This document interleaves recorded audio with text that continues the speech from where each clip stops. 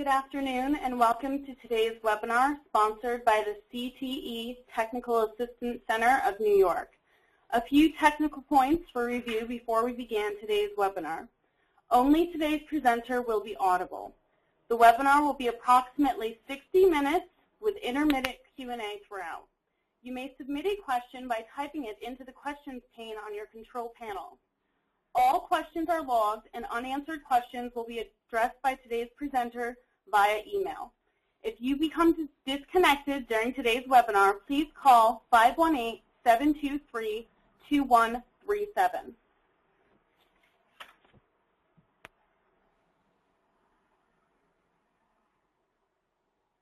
For your information and reference, today's webinar is being recorded, available for viewing on the CTE Technical Assistance Center website at www.nyctecenter.org within 72 hours.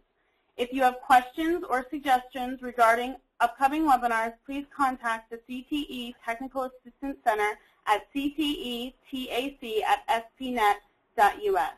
We hope you enjoy today's webinar.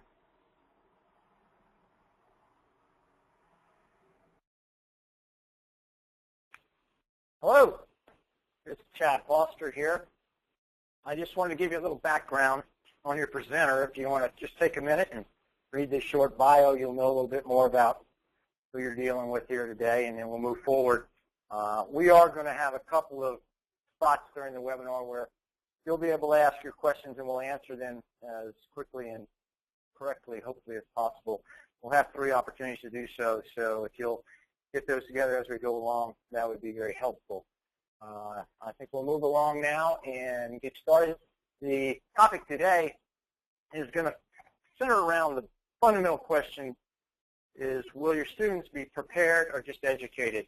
And I think from my background and perspective, the CTE population does as fine a job of considering this question as anybody's ever done.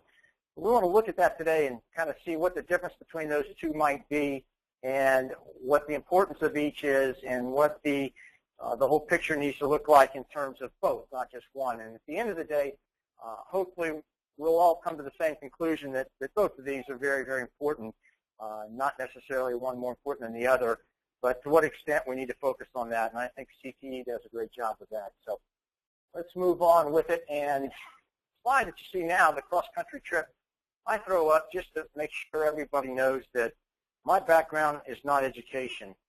I've never taught a day in my life. I don't really think I have what it takes to be an educator. I'm not patient enough, and I'm probably too selfish, and I'm not compassionate enough to be an educator. But I do have a sister who's taught for 33 years, so I've got a pretty good picture of what that takes. And my background is business. I came out of the business community.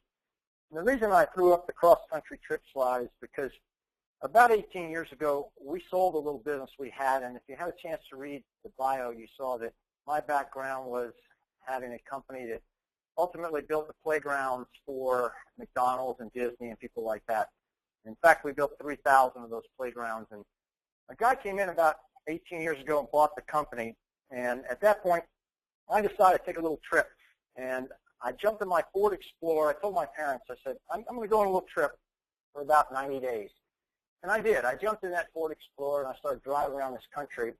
And I drove for my 90 days, but at the end of 90 days, I decided I really was enjoying what was going on, so I kept on driving.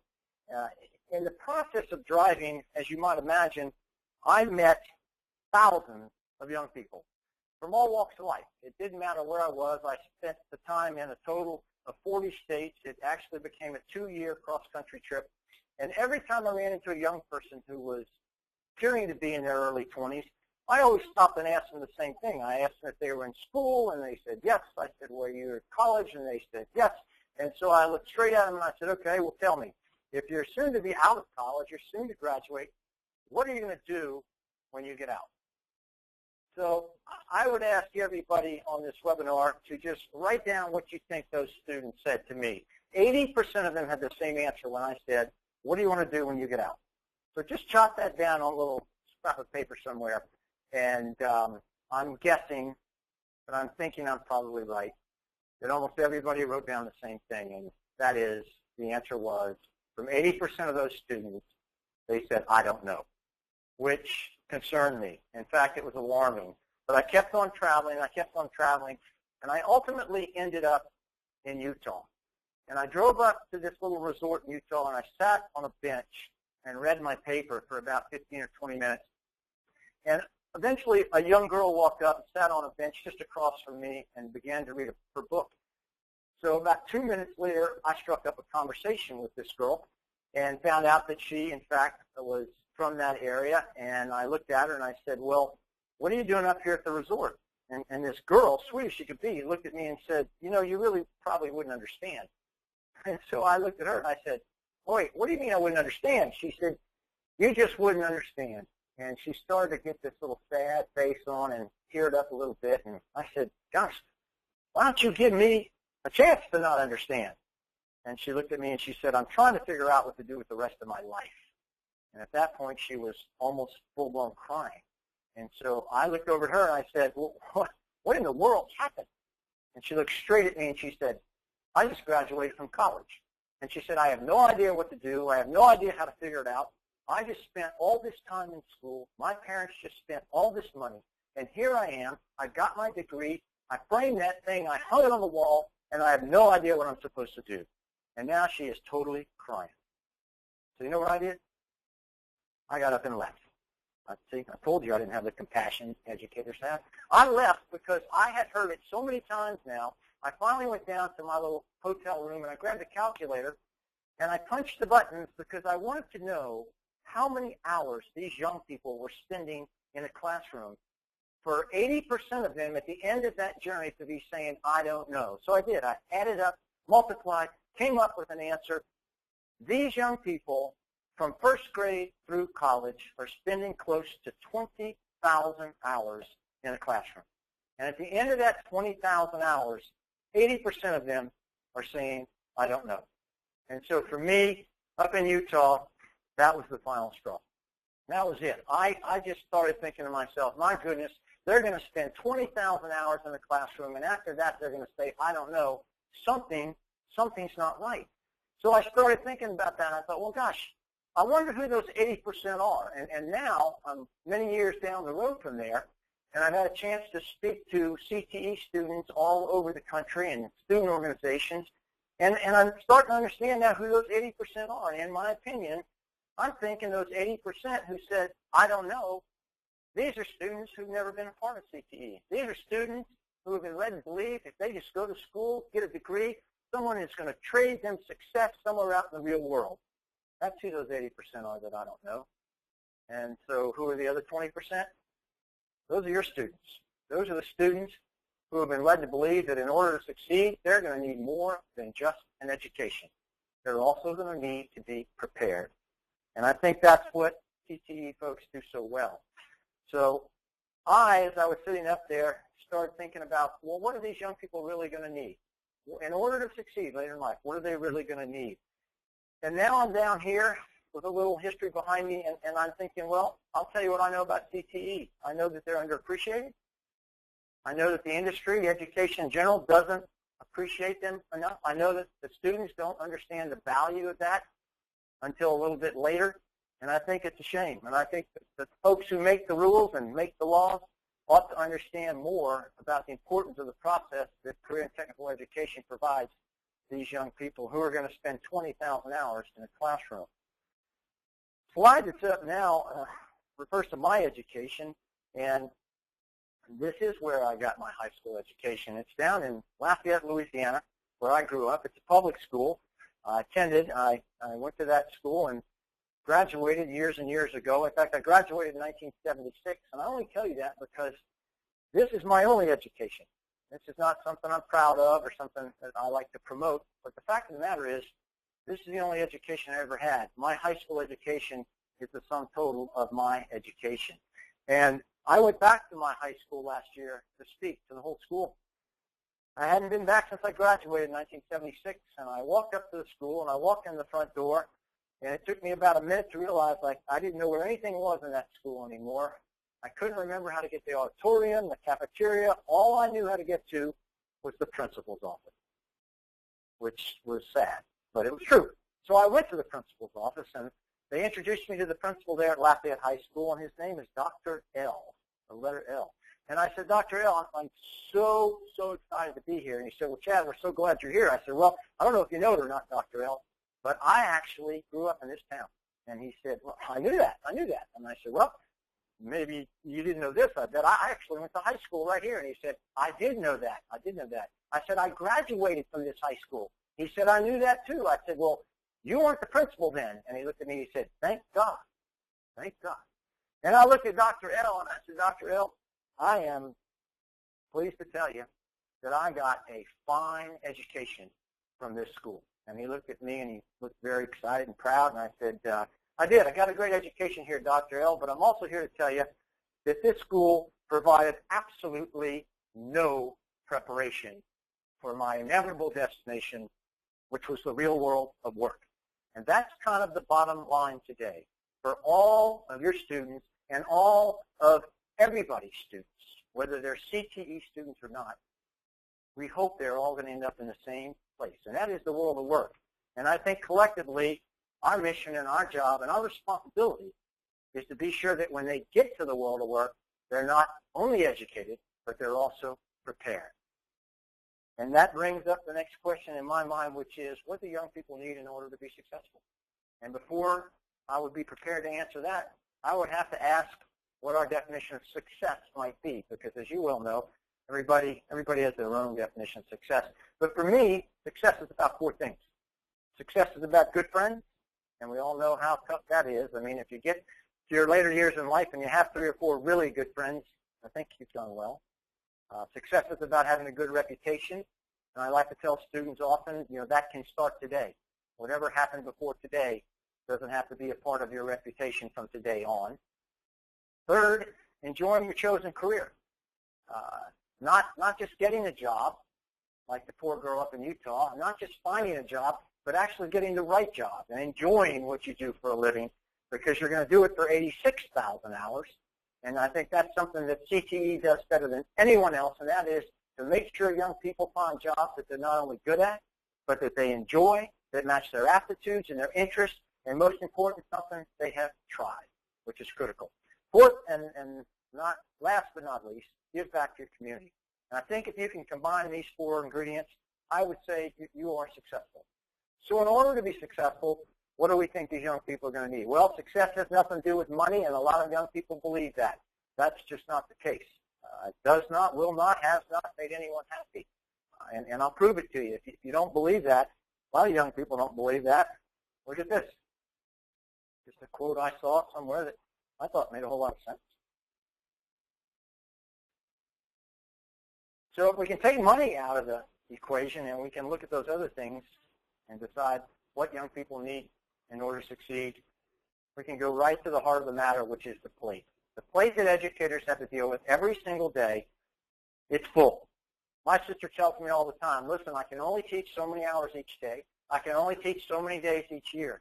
And my plate is full. It's not full some days, it's full every day. And so if the plate is full, which I'm sure yours is, the obvious question is, what needs to be on the plate? What is going to be on that plate if it's full? And as I sat up on that mountain in Utah and I thought about this, and that poor girl crying, I thought, that plate needs to have a couple of things on it. Number one, the plate needs knowledge. Must have knowledge. I'm forever telling young people that knowledge is critical. Knowledge is essential.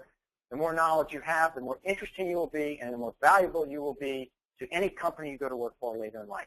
So number one is knowledge. It is a must. However, I also tell young people every single day, the knowledge that we ask you to learn must be relevant. Because I'm of the opinion that if young people are continuing to be asked to learn stuff they know they don't need to know, when that day comes that we ask them to learn something they do need to know, they might not be with it, either literally or figuratively. They may well be gone.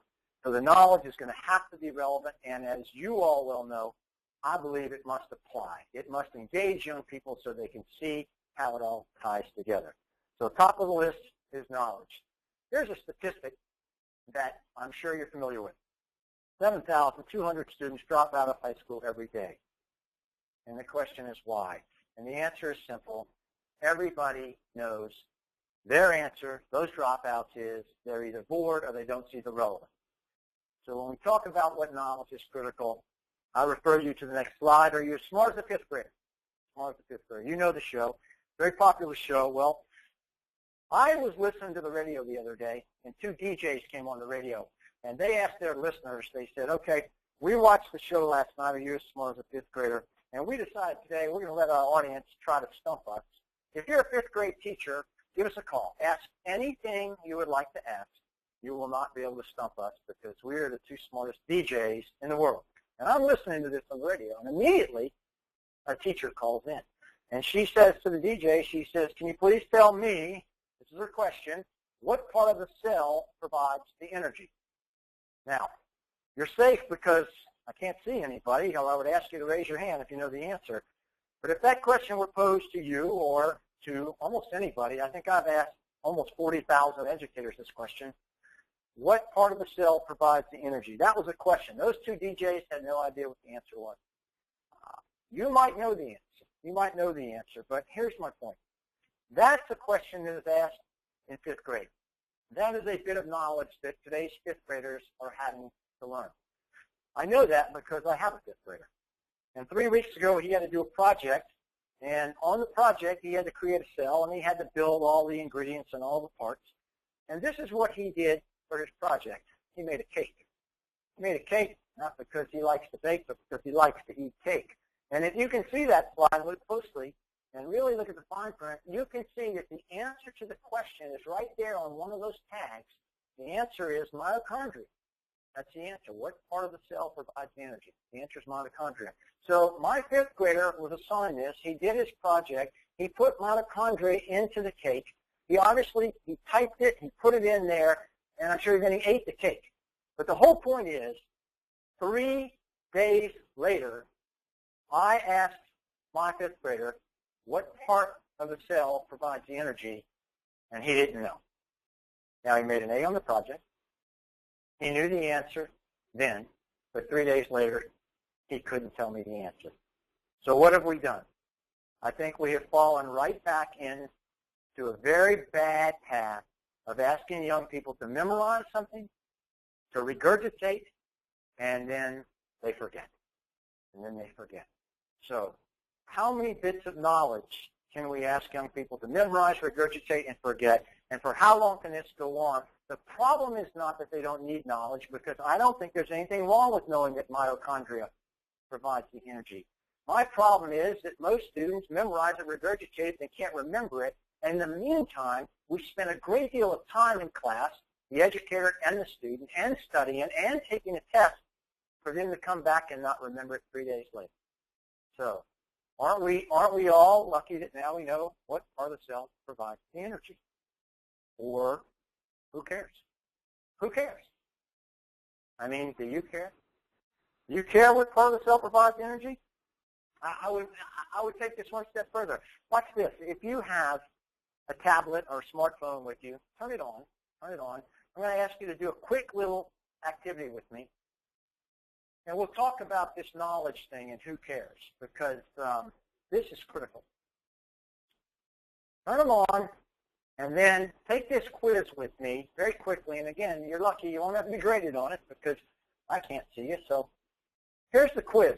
Just take about a minute and see how quickly you can come up with the answer to these questions. Now, if you know them, then just write them down. But if you don't, I think you know how you can get those answers, because if you can spell Google, you can answer my question. And if you can spell Google and you didn't know what part of the cell provides the energy, you could have the answer to that question for me in about 15, 20 seconds. You see, today, it's not as important what knowledge these young people have as it is if they are able to access this knowledge. And with technology today, as you well know, this knowledge is accessible on demand instantly. So when I ask what year did the Wright brothers make their inaugural flight, I'm sure most of you already know it was 1903.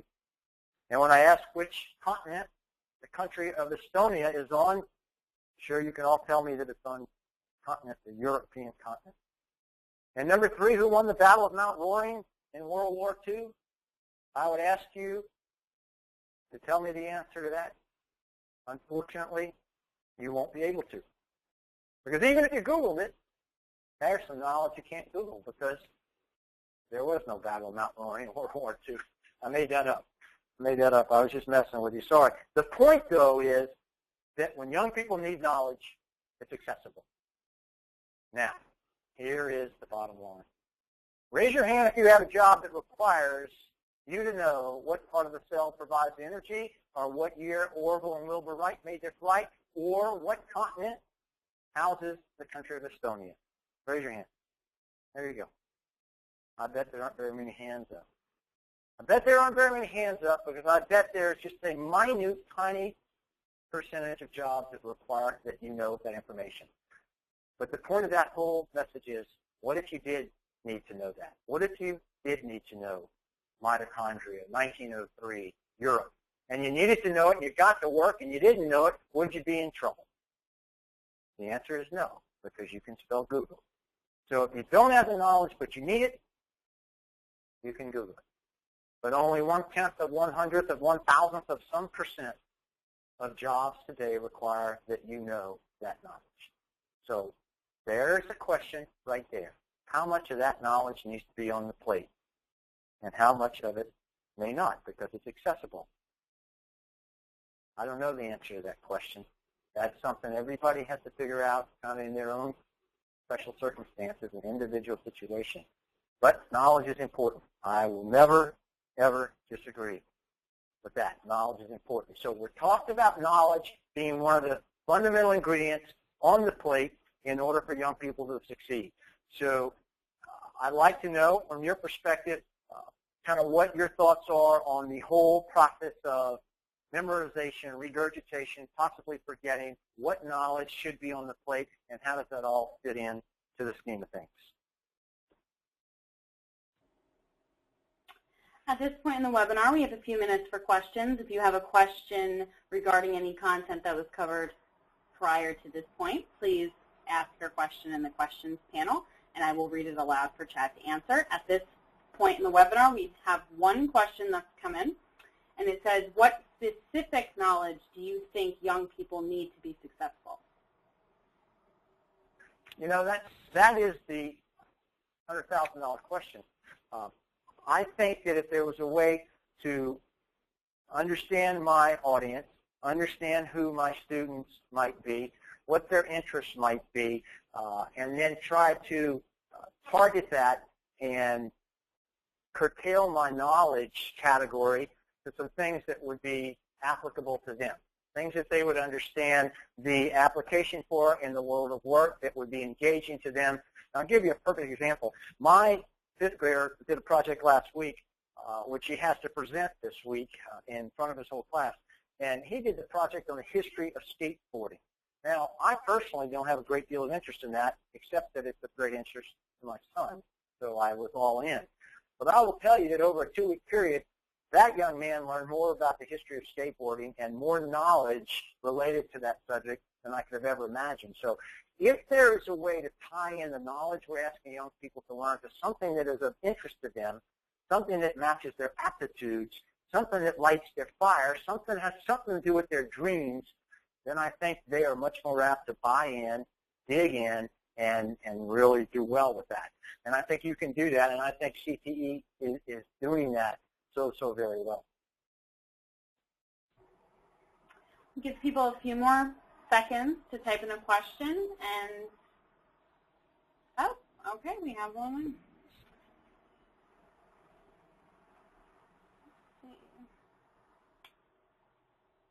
It seems like we have a comment that says creative thinking allows the individual to obtain what they need. So, can you repeat that for me? Yeah, it was a comment that says creative thinking allows the individual to obtain what they need. Yeah, and I agree. And I watched it this last 2 weeks with my son Graham. I mean, when he started really digging into this project and he had to solve a few of his problems and he had to think critically, he started to just roll. And I think I saw the excitement in his eyes. I've never seen him jump up and want to work on a project before. So I agree. I think that's absolutely correct. And we had another question come in that says, who decides what are essential knowledge pieces for CTE to build on? Here's your challenge as a CTE educator. There is going to be an entire contingent of people who believe education is about testing young people so that we can evaluate young people, so that we can report data to the powers that be. I understand that, and that I don't think is going to go away. However, my comment to CTE teachers across the country has been forever, as well as that, in the midst of that, as that takes place, CTE teachers' mission has always been to understand that, but never to veer or stray from their goal, which is to make sure we get these young people prepared for their inevitable destination, which is the world of work, which is their careers. And I say careers because, as you well know, your students, as well as every student in the schools in which you work, are going to have multiple careers. Some estimates are 7 to 8 careers over the course of their lifetime. So what CTE does better than anyone is they provide the tools and the skills and the preparation that is needed for these young people to move from career to career to career, job to job to job, without having to start over. And that is critical. At this time, we don't have any more questions. As a reminder, there will be 2 more opportunities toward the end of the webinar to ask questions. All righty, so we'll establish, if you will, that knowledge must be on the plate. How much of the plate should be knowledge? That's something we have to talk about now. What else needs to be on the plate? I suggest that skills must be on the plate, in addition to knowledge. And what skills? Well, a whole bunch of them, but today I wanted to focus on just 5. And those are communication skills, people skills, networking skills, critical thinking skills, and problem-solving skills. A little while ago I asked you to let me know what percentage of jobs you think require those particular bits of knowledge. And I think the answer is very, very, very few, a just tiny percentage of jobs require some of those knowledge, some of those facts, some of that trivia that we talked about.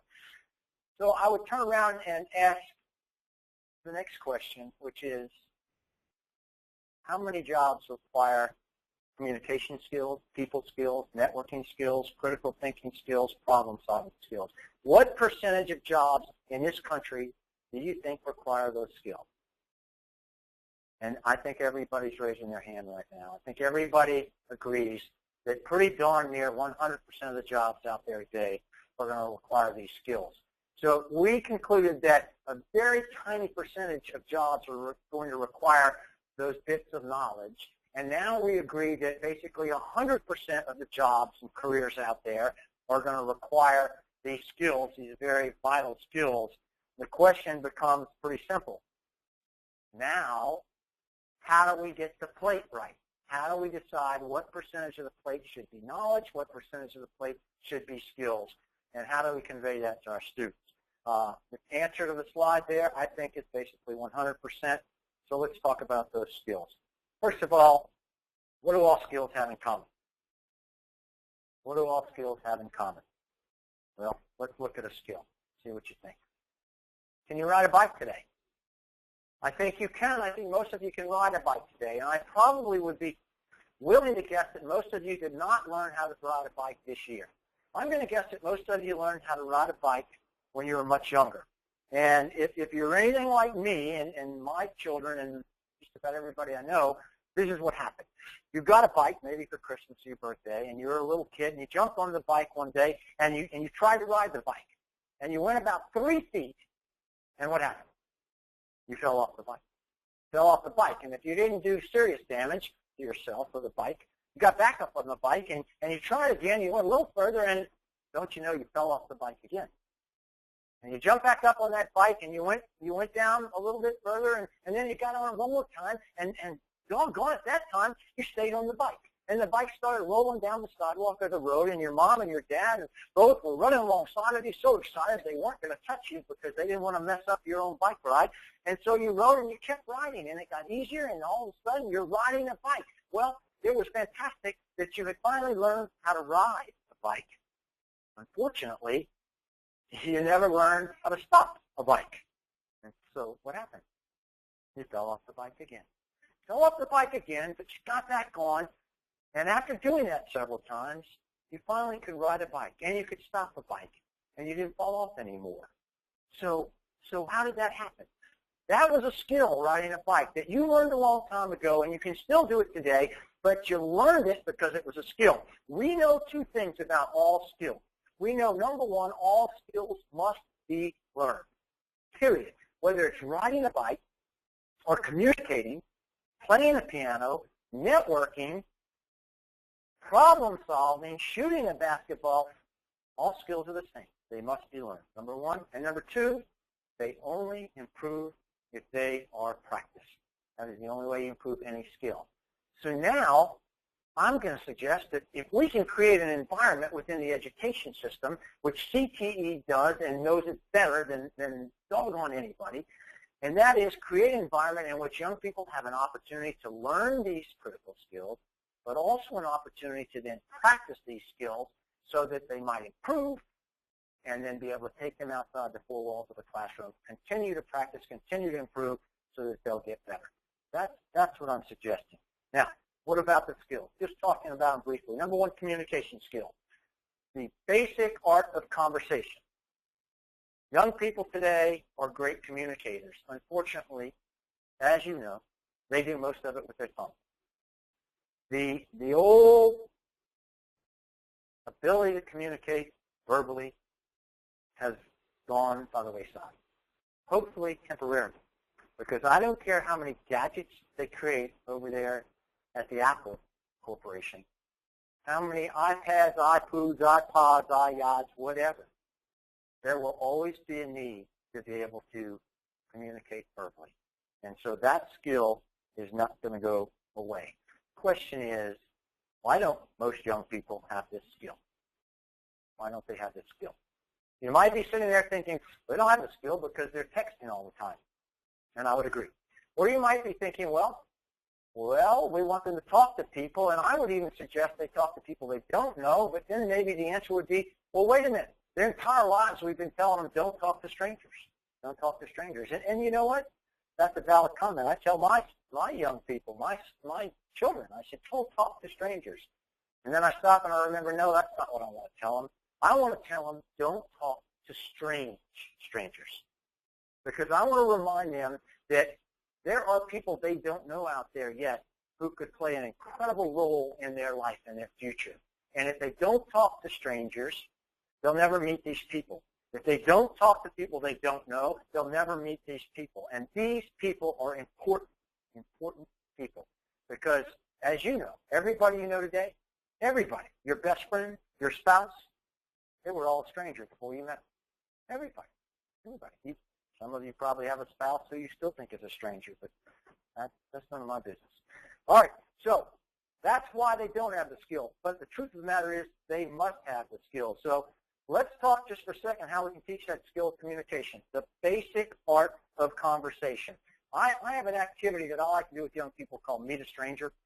We bring the young person up to the front of the classroom, and we let that person play the role of a stranger. We're going to let the class ask the questions of the stranger in front of the classroom. I'm going to let that stranger up there create their own identity, because if he is a freshman in high school and his name is Billy, I don't want him to be Billy because everybody already knows him, and that would be boring, and that's the word we want to avoid. So I'm going to let Billy create his own identity. I'm going to let Billy be anyone he wants to be for 1 minute, 60 seconds. And that 60 seconds is because I'm going to give Billy 60 seconds because I want to give every one of his classmates 60 seconds, and I want to keep this thing moving. So Billy's going to walk up to the front of the class, play the role of a stranger. The students in the class will ask the questions, so they'll work on their questioning skills. Billy will have to work on his listening skills when he listens to the questions. And I want to teach these young people a very simple concept regarding the basic art of conversation, and that is this. Number one, ask simple questions. Don't try to be a rocket scientist. Young people are scared to death to talk to people they don't know, particularly adults, because they think they have to have all these incredible questions all lined up. Really serious, great questions. When in fact, all they need is some simple questions. That's number one. Number 2, listen to the answer to your question to get your idea for the next question that you're going to ask. So listen. And number 3, focus your questions on 3 categories: jobs, families, and hobbies. Jobs, families, and hobbies. So in the Meet a Stranger project, I'll have Billy up there. He'll create his own identity. I mean, today he might be LeBron James. Who knows? He could be anybody he wants to be.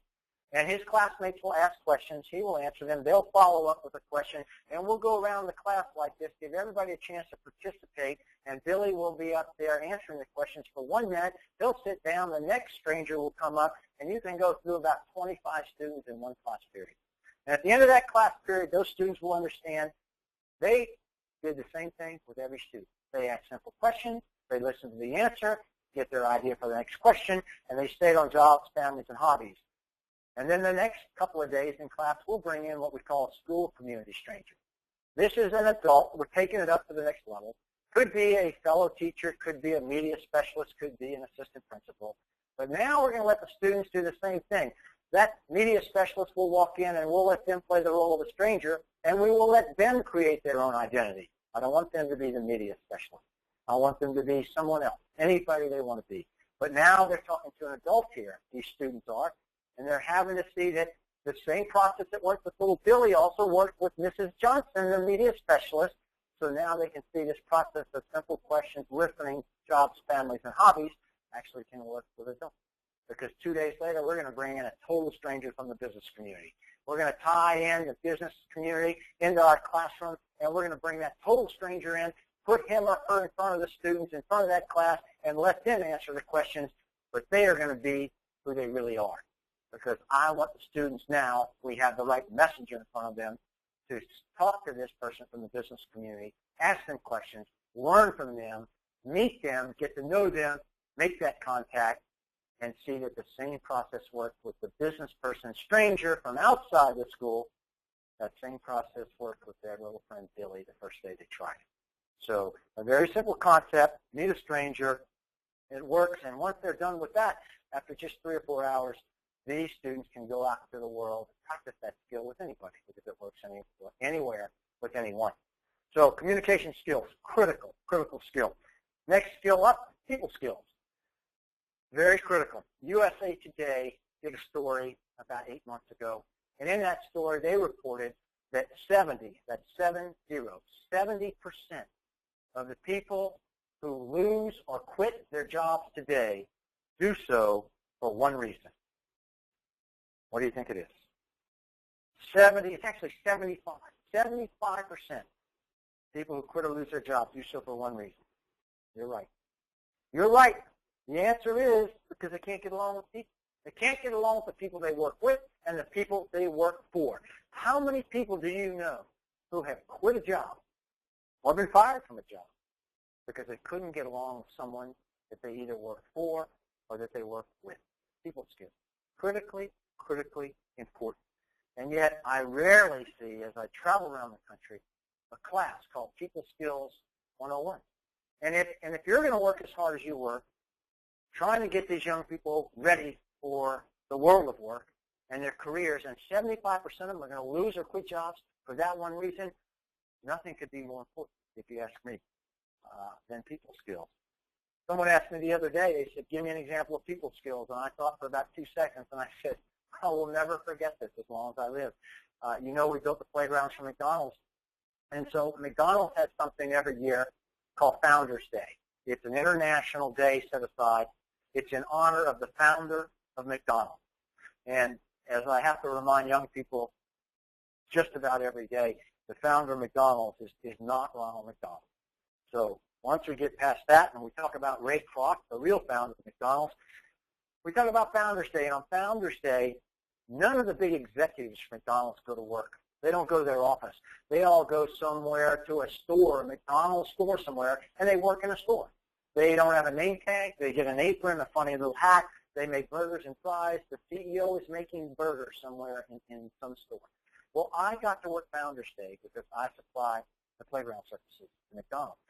I did it several times, but the last time I did it, I came in at 6:30 in the morning, I got my apron and my funny little hat, And I learned how to do everything there was to do, and I got totally trained. And then at about 8 o'clock in the morning, they let me work the front counter.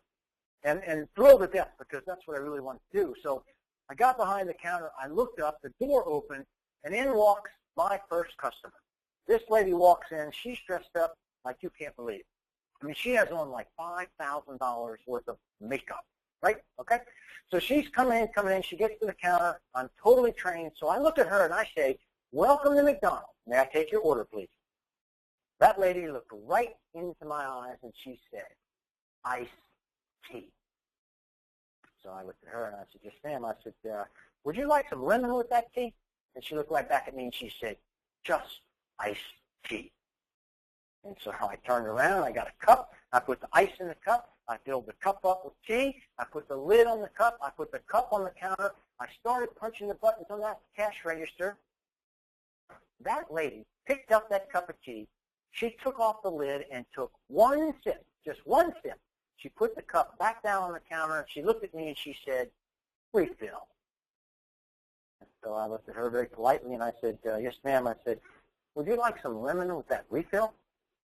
And she looked over at me and she said, "Just refill it." And so I leaned over, picked up that cup of tea, and I poured the entire cup of iced tea right on that lady's head. Not really, but that's what I wanted to do, you see, because I had really, really, really been irritated by her. I wanted to pour the whole cup of tea right on her head, but I didn't. And you see, this is why I am so supportive of educators like you who encourage their students to work part-time, because I believe that part-time work is the #1 common denominator of successful people across this country. More so than straight A's, more so than high SAT scores.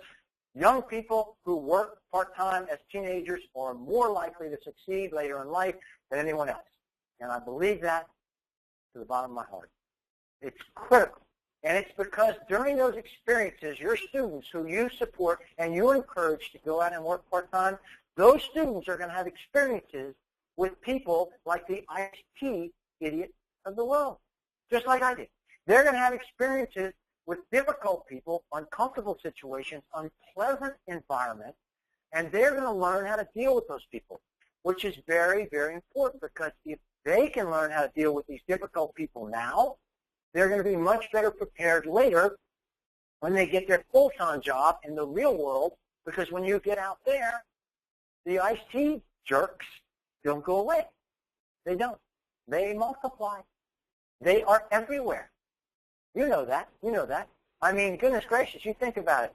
If I was in a big room with you right now and I said, "Raise your hand if you've ever had to work with a jerk," every single one of you would raise your hand. They're everywhere. So being able to deal with people like that and handle those situations is a critical ingredient in the people skills part of this whole formula. It's essential that young people learn not to burn bridges.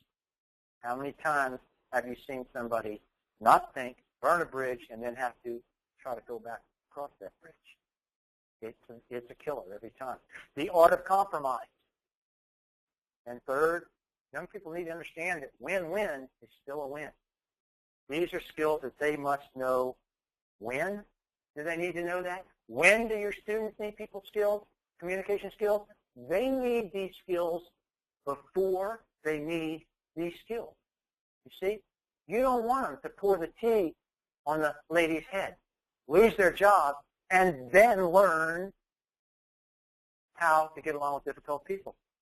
You want them to have that skill before they need the skill, so that when the situation arises, they are prepared, absolutely prepared. Next skill I believe is critically important is networking skills.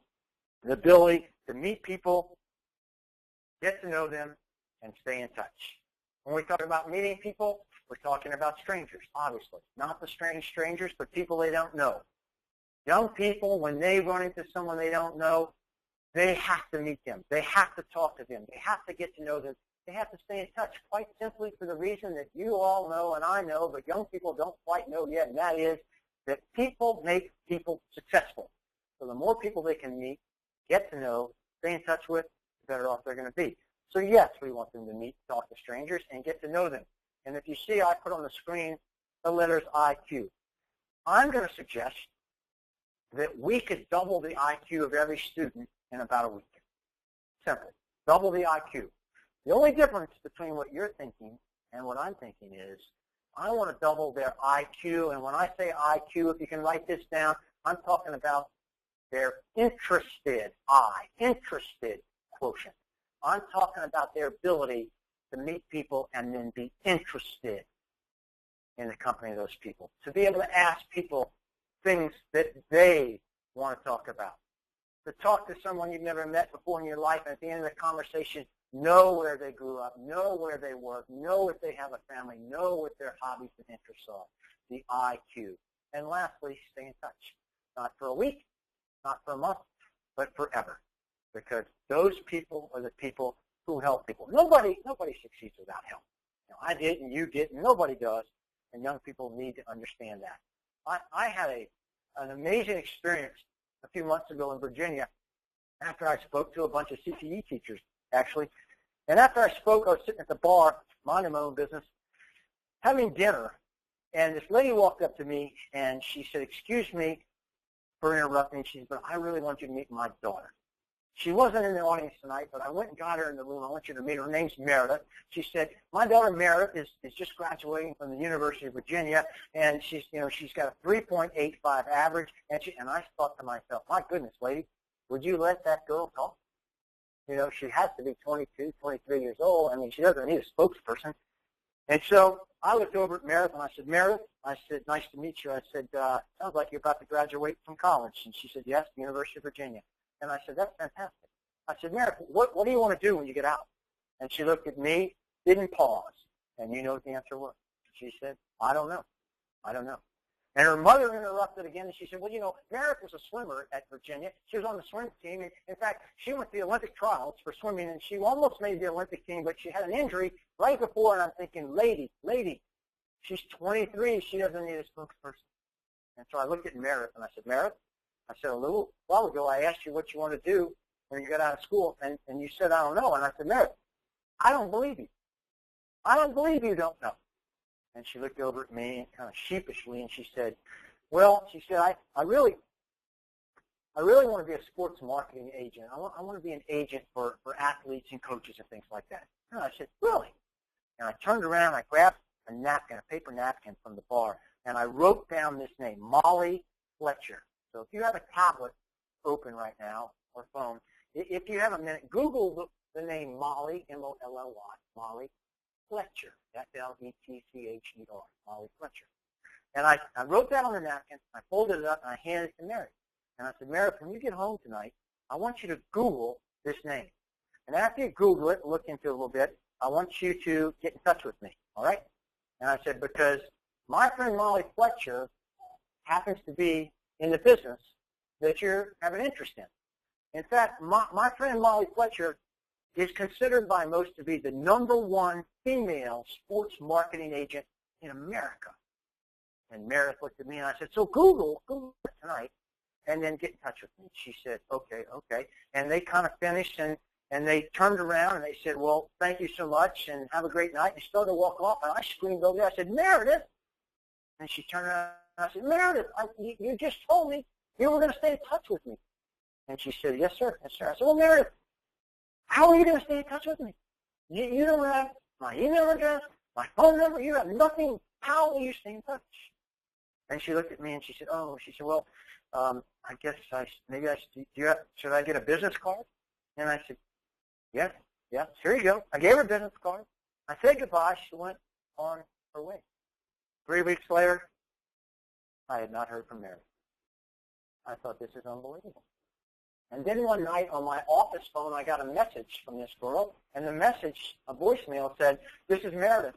I'm calling, and I wanted you to know that I Googled Molly Fletcher, and I'm very interested, and I would like to follow up on that, and I appreciate your help. If you would please get back in touch with me, thank you very much." And she hung up. No phone number, no nothing. So I have no way of knowing how to get back in touch with Meredith. So I went to the trouble of having my office look at the call log and find the number from Virginia from the night before, And I asked my assistant to call Meredith and tell her that I didn't want to talk to her, but I didn't know how to get in touch with her. Could she please email me so I could follow up with her? And so my assistant reached Meredith, told her that, asked her to email me, and guess what? I never heard from her. I never heard from her. Now, this is a classic example of an extremely well-educated young person who attended a fantastic college. And this is an example of a student who is absolutely clueless when it comes to preparation and her future in the real world of work. Yes, she's educated, but she absolutely is not prepared. She doesn't understand the formula. People make people successful. That's what we're asking of young people, and that's what I believe CTE is all about. Making sure they're not just educated, but also prepared. Here are two final skills I'll leave you with. Critical thinking skills and problem-solving skills. I love these two. I always look at them and think, gosh, when I was in high school, those two categories right there, critical thinking skills and problem-solving skills, they called that common sense. Common sense. And so I thought maybe we could integrate Common Core with some common sense. And we could get these young people to think critically and to solve problems, because the truth of the matter is that's what the world is all about. That's what work is all about. That's what every job requires every single day. Every one of you have that.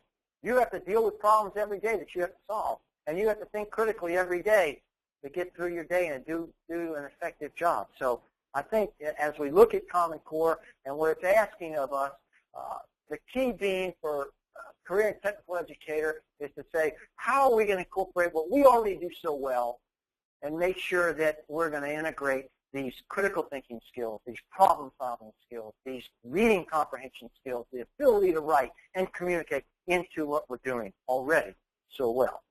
So I would put all those together so you can come up with some combination, some mixture as we look at that plate again, trying to decide what needs to be on that plate. Well, I think knowledge does. We all agree skills do. The question is, what percentage of the plate should be knowledge? What percentage of the plate should be skills? So at this point, if anyone has any questions, we can take a little time and do that. All right, Chad. First, we have what seems to be somewhat of a two-part question. It says, how do we best measure soft skills, and should we require that all students take and pass the National Work Readiness Assessment to prove competence in these soft skills? The first question is critical to this whole conversation, and that is, how do you measure soft skills? I have been blessed to have spoken to almost 900,000 students, and I can tell you without exception, I think every one of them can learn these soft skills. I also think that every one of them can demonstrate these soft skills in a manner in which it can be evaluated. The example I used earlier with the Meet a Stranger project, I think, is important. We have an activity where students have to actually call someone in the business community, interview them about their career, write a one-page written report, come in and do a 1-minute oral presentation, and then share the email address so that other students can follow up on that.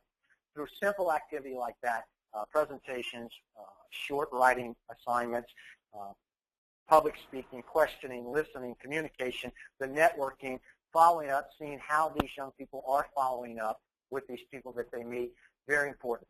Just today, I was hired to give a presentation, a keynote presentation prior to a career fair for 1,600 7th and 8th graders. And I said, why do you want to bring me in for this? And the lady said, we want these young people to be prepared for their experience with the business people before they get there.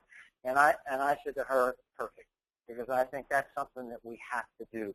So she will then go back after I leave and they had the career fair, and she will have a project set up to see how these young people not only went in and communicated with these business people, but then got their contact information, stayed in touch with them, followed up, researched their particular career that they might have had an interest in, and then put the whole package together. So I do think, is it as easy to evaluate soft skills as it is to memorize or regurgitate, give a multiple choice question, and grade it? No, it's not. It's not. If it was easy, everybody would do it.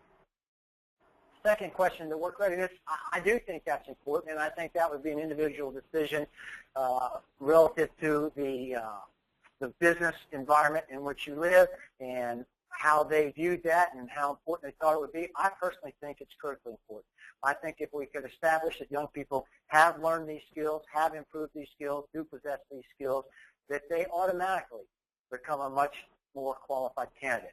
If I was hiring someone and they had some kind of certification relative to work readiness versus not, that would be a big deal to me. If they had worked part-time versus not, that would be a big deal. If they had participated in student organizations, that would be a big deal to me. So.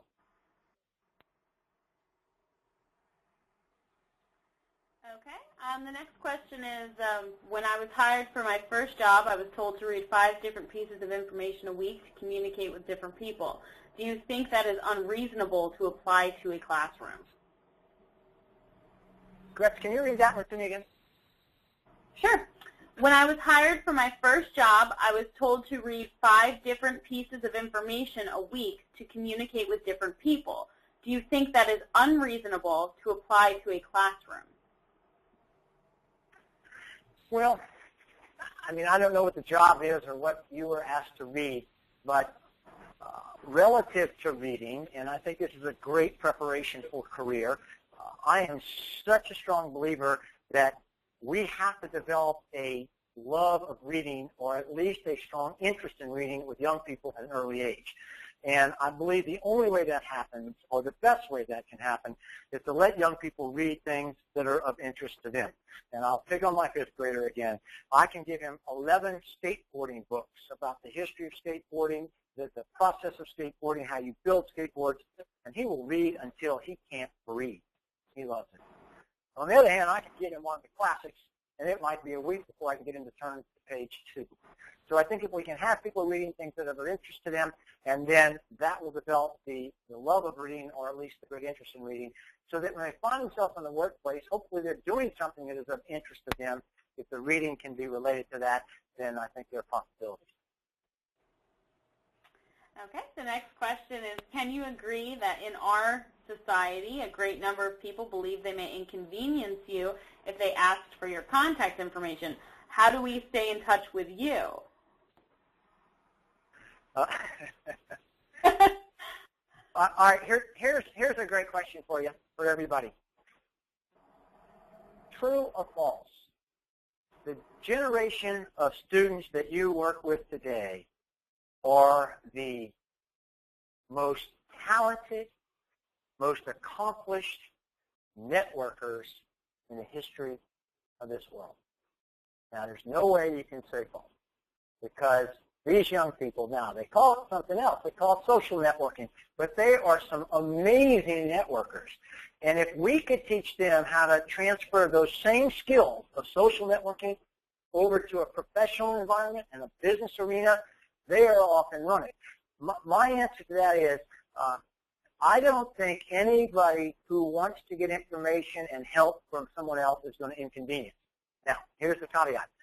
If I get, and I probably do twice a month, get an email or a request from some adult who says, I've always wanted to write a book. I've got all these great ideas, and I'm not sure where to go next or how to start, blah, blah, blah. My answer usually is, unless they're a dear friend of mine, gosh, I'd love to help you, but I am just swamped right now. Now, on the other hand, if a 17-year-old emails me and asks me for help along any lines, on any subject, I respond and I try to help. And I had a perfect example yesterday. I got an email from a kid. His name is John. It's the 4th email I received from this kid, John, in the last 7 or 8 days. And at the end of every email, I always say, please keep me in the loop. And you know what? He does. And he emails me, and I respond, and I try to do that every time. And here's the bottom line. I think young people have to understand that if they're going to get help from other people, the best chance they have of getting help, the best opportunity they will have of getting help is going to be when they are young. Because if a young person asks me for help, I say yes 99.9% of the time. But if a 45-year-old asks me for help, I'm less apt to do it because there is a limit to how much any of us can do. So this is their opportunity, their window of opportunity to be asking for help. And I don't think it's going to inconvenience any adult. quite frankly, I think adults, if asked by young people for help, are going to be impressed and are going to be motivated to help.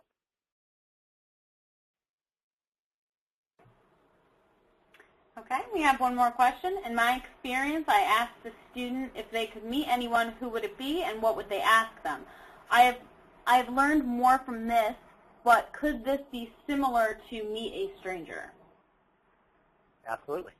Absolutely. But to proceed meeting the next person, if they have the ability to ask those simple questions, listen, and then get their ideas about jobs, families, and hobbies, the secret is to try to pinpoint what that person is interested in, the person to whom they are speaking. Because if they have 7 kids, we can talk to them all day long if we just talk to them about their kids. How old are they? Where do they go to school? What do they like to do? Blah, blah, blah, blah, blah. So that is a skill that if they can develop and practice and improve, that they can apply that in any case, anywhere. And I think, yes, something like to meet a stranger has great ties to what they're now doing. Okay, if there are no more questions at this time, we're going to move on. Okay. Fundamental question, why does CTE matter? Very simple answer. Up on your screen right now is a picture of a storefront. The store is called Reagan's Racket. When I was 12 years old, as with every one of your students, we all have natural talents. You have them, your students have them. Well, when I was 12, I determined that my natural talent was tennis, and I love tennis, and I just thought tennis was the greatest thing in the world. And I went to work at a place called Reagan's Racket when I was 12 years old, part-time, after school. I rode my bike to Reagan's Racket every single day after school. I worked there for 3 hours, and on Saturdays, I did the same thing. I started when I was 12, and I worked there 12, 13, 14, on, and I worked for a man by the name of, believe it or not, Mr. Reagan. Mr. Reagan was about 65 years old, and from the moment I arrived at his little shop, working part-time, Mr. Reagan took me under his wing, and he taught me everything there was to know about that business. Management, sales, marketing, inventory, customer service, work ethic, you name it. Mr. Reagan took the time and taught me. And he did it when I was 12, 13, 14, 15, and when I was 16 years old, Mr. Reagan, the owner of that shop, dropped dead from a heart attack on a tennis court. He only had one child, a daughter, who obviously inherited that shop. The daughter came into the shop a couple weeks after Mr. Reagan had died, and she called me in and the manager of the shop, a girl named Becky, to tell us that, her father had left the shop to her. She knew nothing about the business. She wasn't sure that she could continue the business. They were considering closing the shop. Becky, the manager, looked at her and said, please don't close the shop because we can run it. I'm a manager. I'm full-time. Chad comes here part-time. He and I can run this shop. Please don't close it. So Mr. Reagan's daughter agreed that she would keep it open to see what happened. And she did, and it worked really well. In fact, things went swimmingly well for about 7 weeks until it was discovered that Becky, the manager, had developed an entirely new marketing strategy for retail that had not been seen before.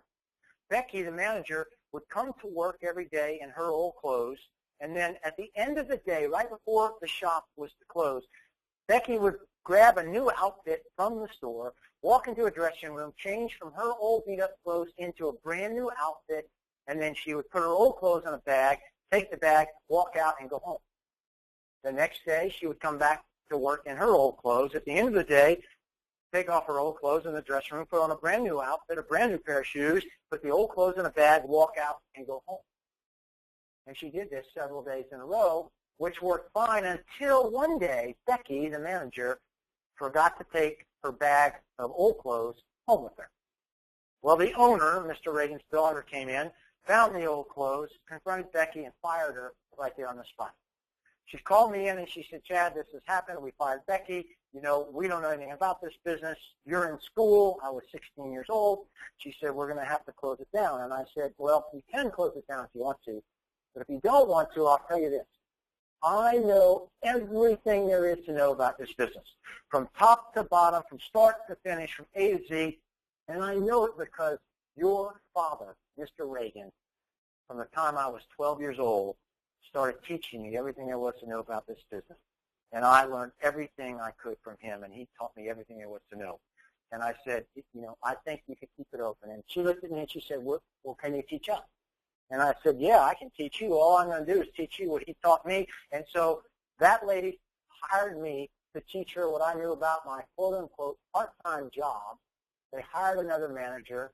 We trained that manager. And what I'm showing you a picture of right here on the screen is Reagan's Racket in 2013, almost 40 years later. Still in business, still open. What's the point of the story? The point of the story is that I learned everything I know about business today between the ages of 12 and 16, working part-time in that store, from a mentor, a person in the business community that took me under his wing. I didn't go to college. I didn't go to business school. I don't have a master's. Everything I know about business came from that experience when I was a kid. And I have used the same skills in business with every job, every career, every business I've ever owned since then. I learned it all as a teenager. So what is that telling me? Telling me some very simple things here. Number one, workplace skills can be learned early. Workplace skills should be learned early. And workplace skills will work forever. So if you're involved with career technical education, this is what you do. This is who you are. And this is why I think the career and technical education student is going to be way ahead of their counterparts when they hit the world of work. We are about to wrap this up. If anybody has a quick question or two, we could take those now. All right, we do have one question for you, Chad. It says, we hear you cheering for CTE students and the positive experiences they encounter through our programs. Chad, what is your answer to administrators and guidance counselors realizing these opportunities to better support more students and our programs? The first speech that I ever gave 17 years ago, I gave to the Georgia Vocational Association statewide conference 17 years ago. Obviously, there's a new name. But when I finished that first speech ever, I looked around the room and I realized that the people in this room get it. At that point, 17 years ago, there was so little attention being paid to vocational education that it was a crisis. Today, I have seen an enormous move in the direction that you're talking about, still with some resistance from the general population of educators and some administrators and certainly some guidance counselors. But I think that a great deal of progress is being made.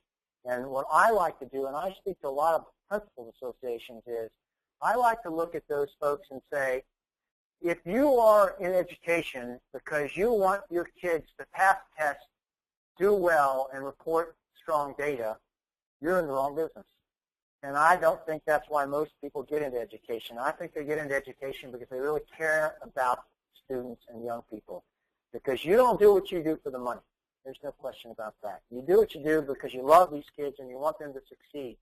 And if that is the case, and if the whole population of educators, administrators, etc., can take on the mission that our goal is to make sure these kids not only pass the test, get their degree, graduate, go on and get some more education, but that eventually, ultimately, when they land in the world of work, they're successful.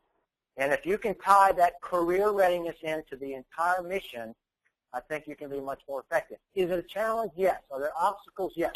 But even now, when you look at Common Core, that now has a new name that includes college and career readiness, if you can keep hanging your hat on that career readiness and reminding everybody that our job is to make sure we get these students not only educated, but also prepared for their inevitable destination, which is not graduation night. Their inevitable destination is the world of work. And that said, in closing, my hope for you is that you will all keep on doing what you're doing now, because what you do does make a difference. I see it every single day. I lived it. I'm a product of it, and I understand what a difference it's going to make to these young people. So with all these obstacles and all these questions and battles that you fight, don't stop doing what you're doing. Your mission is critically important to the future of these young people. And if you keep that in your headlights, I think you'll continue to do the fine job you're doing today.